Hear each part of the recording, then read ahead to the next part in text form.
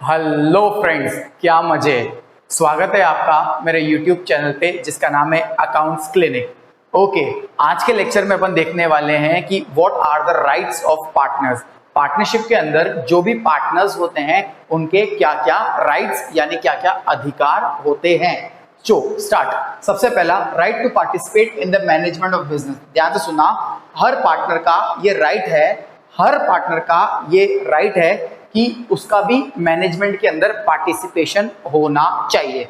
Is that clear? Her partner का ये right है कि मैनेजमेंट के अंदर उसका भी कोई ना कोई रोल, उसका भी कोई ना कोई पार्टिसिपेशन होना चाहिए। Next, right to be consulted about the affairs of business. Consulted का मतलब होता है राय लेना, कंसल्टेड का मतलब होता है राय लेना। हर पार्टनर का ये राइट है कि बिजनेस के अंदर कोई भी एक्टिविटी की जा रही है या बिजनेस के अंदर कोई भी डिसीजन लिए जा रहे हैं, हर पार्टनर का ये राइट है कि उससे भी राय ली जाए। Next, right to inspect books of accounts and have a copy of it. हर पार्टनर का ये राइट है कि वो जब चाहे, उसकी मर्जी, जब चाहे बुक्स ऑफ अकाउंट्स को इंस्पेक्ट कर सकता है और उसकी कॉपी घर ले जा सकता है। Next, right to share future profits और loss in a agreed ratio. भैया सिंपल सी बात है, हर पार्टनर का राइट है कि भैया बिजनेस के अंदर जो भी प्रॉफिट या लॉस होगा उसको वो भी शेयर करेगा, किसमें? In the agreed ratio.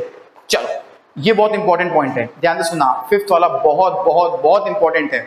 Okay, if a partner has advanced loan, अगर किसी भी पार्टनर ने लोन दिया है। अच्छा, एक बात ध्यान रखना, कोई भी पार्टनर किसी दूसरे पार्टनर को लोन नहीं देता। कोई भी पार्टनर लोन देगा तो वो पूरी फर्म को देगा। So if a partner has advanced loan, he has the right to receive interest on it at an agreed rate. सुना ध्यान से भैया, अगर किसी भी पार्टनर ने फर्म को लोन दिया है तो उसका राइट है, उसका ये अधिकार है कि उस लोन पे उसको इंटरेस्ट मिलना चाहिए, वो भी at a agreed rate. Is that clear? चलो, जैसे मैं एक एग्जांपल लेता हूं। मान लो 3 पार्टनर है एबीसी, मान लो 3 पार्टनर है एबीसी। क्लियर? चलो, अब इनको फॉर एग्जांपल लोन की जरूरत पड़ी। अब इनको मान लो लोन की जरूरत पड़ी 50 लाख रुपए। कितने की रिक्वायरमेंट पड़ी? 50 लाख रुपए। अब मान लो इन तीनों ने मीटिंग बिठाई, उस मीटिंग में इन्होंने डिसाइड किया यार 50 लाख रुपए की जरूरत है, कहां से लाए? तो ए ने पता है क्या बोला? ए ने बोला स्टेट बैंक ऑफ इंडिया से लेके आते हैं। बी ने क्या बोला? आईसीआईसीआई से लेके आते हैं। सी ने बोला कहीं जाने की जरूरत नहीं है। सुना, सी ने बोला कहीं भी जाने की जरूरत नहीं है, मैं लोन दे रहा हूं। सी ने बोला कहीं भी मत जाओ, मैं लोन देने के लिए तैयार हूं 50 लाख रुपए, बट मुझे इस 50 लाख रुपए पे मार्केट के हिसाब से 8% सालाना ब्याज चाहिए। फिर ए और बी आपस में बैठे, डिस्कस किया, उन्होंने विचार किया, चलो ठीक है, सी को 8% पर एनम के हिसाब से ब्याज दे देंगे। Is that clear? सो अगर if a partner has advance loan, he has the right to receive interest on it. तो भैया अगर किसी भी पार्टनर ने लोन दिया है, समझना, अगर किसी भी पार्टनर ने लोन दिया है तो उसका राइट है कि उस लोन पे उसको इंटरेस्ट मिलना चाहिए और वो भी एट एन एग्रीड रेट। अब मान लो सी ने क्या बोला कि मुझे 8% चाहिए। अब ए और बी अगर उस 8% पे एग्री हैं, अगर ए और बी उस 8% पे एग्री हैं तो सी को 8% मिलेगा। अगर मान लो ए और बी एग्री नहीं है तो बात ही खत्म। अगर ए और बी एग्री नहीं है तो बात ही खत्म। Is it clear? चलो, if no rate is agreed, interest is paid as per Indian partnership act 1932, that is at the rate 6% per annum. अब सुना, अभी वाले केस में तो सी ने जो लोन दिया वो कितने पे दिया? Eight the rate 8% per annum. Clear? और अगर उस 8% पर एनम पे ए और बी एग्री हो जाते हैं तो उसको 8% पर एनम मिलेगा। Is that clear? चलो, अब मान लो, अब अपन सेकंड केस लेते हैं कि भैया पैसों की जरूरत पड़ी, सी ने बोला मैं लोन देने के लिए तैयार हूं, बट अब सी ने कोई रेट ऑफ इंटरेस्ट नहीं बोली है। अब सी ने कोई रेट ऑफ इंटरेस्ट नहीं बोली है तो भी उसको इंटरेस्ट मिलेगा as per Indian partnership act 1932, that is at the rate 6% per annum even in case of loss. ये ध्यान रखना, कोई भी पार्टनर अगर लोन दे रहा है फर्म को तो उसको हर हालत में इंटरेस्ट मिलेगा, चाहे एग्रीड है चाहे एग्रीड नहीं है। अच्छा, अगर एग्रीड है, अगर मान लो सी ने लोन दिया और ए और बी उस रेट पे एग्री हो जाते हैं तो बस सी को उस रेट पे मिलेगा। और अगर मान लो सी ने लोन दिया और उसने कोई भी रेट ऑफ इंटरेस्ट एग्री नहीं करा है तो भी उसको इंटरेस्ट मिलेगा as per Indian partnership act 1932 which is at the rate 6% per annum even if there is losses.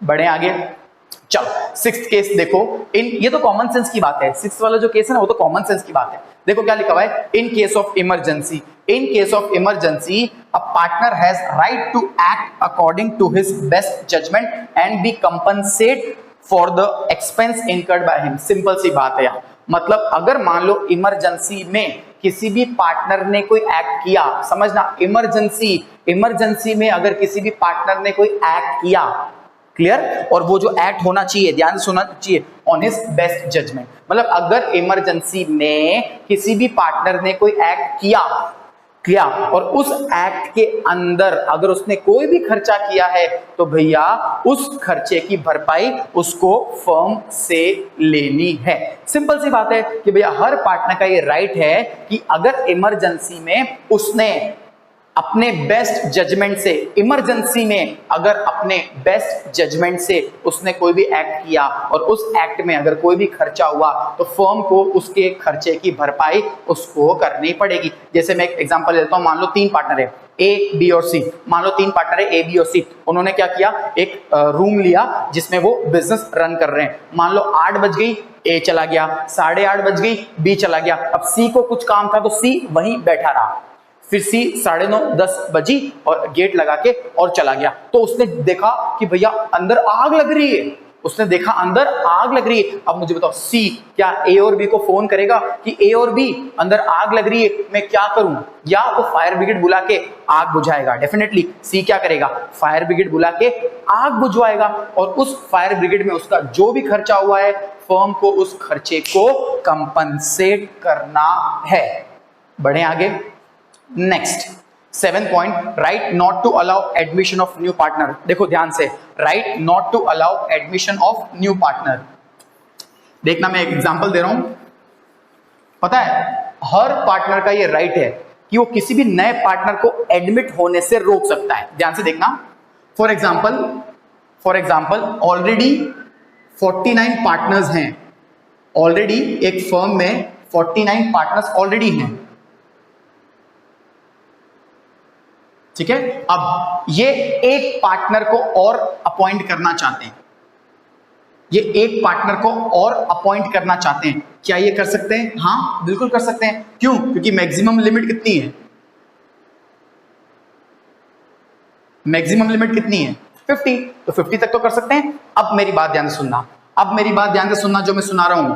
अब मान लो 49 में से, ये जो 49 पार्टनर्स ऑलरेडी हैं, इन 49 में से अगर इस नए पार्टनर के लिए, अगर इस नए पार्टनर के एडमिट के लिए अगर 48 ने हां बोल दिया, 49 पार्टनर्स ऑलरेडी हैं, they want to introduce one more partner, क्या वो कर सकते हैं? हाँ 50 तक तो कर ही सकते हैं। चलो अब मान लो जो 49 पार्टनर्स ऑलरेडी थे उनमें से अगर 48 ने हां बोल दिया कि हाँ ये नया पार्टनर आ सकता है, और मान लो अगर एक ने भी मना कर दिया, तो ये नया पार्टनर एडमिट नहीं हो सकता। इस नए पार्टनर के एडमिट होने के लिए 49 के 49 का हाँ होना चाहिए। Is that clear? So right not to allow the admission of a new partner, हर पार्टनर का ये राइट है कि अगर वो चाहे तो किसी नए पार्टनर को एडमिट करने से रोक सकता है। क्लियर? मतलब अगर कोई भी नया पार्टनर एडमिट होना चाहे तो वो हो सकता है, but with the consent of all partners. चलो, right to retire from firm after giving proper notice, हर पार्टनर का ये राइट है कि वो फर्म से रिटायर हो सकता है but after giving a proper notice. Definitely एक नोटिस तो देना ही पड़ेगा कि भैया मैं फर्म से रिटायर होना चाहता हूं, तो हर पार्टनर का राइट है कि वो फर्म से अगर रिटायर होना चाहता है तो वो रिटायर हो सकता है but after giving a proper notice. चलो एक बार अपन रिवाइज कर लेते हैं फटाफट कौन कौन से राइट्स हैं। पहला राइट है right to participate in the management of business. Second, right to be consulted about the affairs of business. Next, right to inspect the books of accounts and have a copy of it. Next, right to share the future profits और loss in a agreed ratio. उसके बाद, if a partner has advanced loan, he has the right to receive interest on it at an agreed rate, and if there is no rate of interest is specified, interest is provided at the rate 6% per annum even if there is losses. Next, in case of emergency, अगर emergency है तो हर partner का ये right है कि he has the right to act according to his best judgment and to be compensated for the expense incurred by him. Next, right not to allow admission of a new partner, and last and final, right to retire from the firm after giving a proper notice. Okay, I hope आपको ये lecture अच्छा लगा होगा. Thank you so much.